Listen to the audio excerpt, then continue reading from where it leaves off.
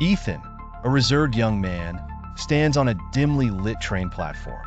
It's nearly midnight, and the station is eerily deserted.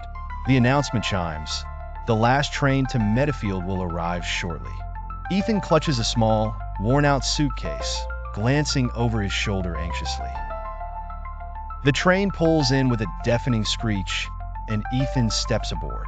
The carriage is old, with flickering lights and empty seats. He chooses a corner seat, placing the suitcase tightly by his side. As the train begins its journey, Ethan gazes out the window. A woman named Clara, dressed in a vintage coat, enters the carriage. She looks out of place, almost like she belongs to another era.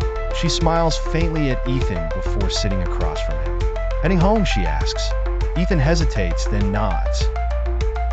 Clara's eyes fall on the suitcase. What's in the bag? Ethan stiffens. Just some personal things. As the train rattles on, the conversation grows unsettling. Clara seems to know too much about Ethan, his job, his favorite coffee shop, even his sister's name.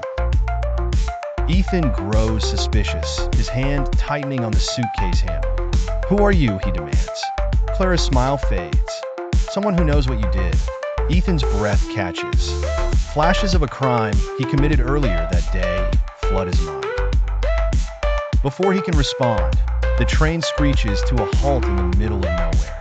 The lights flicker off, plunging the carriage into darkness. Ethan panics. When the lights return, Clara is gone. The suitcase, however, is open, the stolen money spilling out. Suddenly, the train conductor appears. He's an older man with a grave expression. This is where you get off, he says, pointing to the door. Ethan protests. But this isn't my stop. The conductor doesn't budge. It's the only stop left for you. Ethan reluctantly steps off the train, finding himself in a foggy, desolate field. As the train pulls away, he realizes the suitcase is still aboard, along with the stolen money. He turns to see Clara standing in the distance, her figure fading into the mist. Her voice echoes, haunting and cold. You can't outrun what you've done.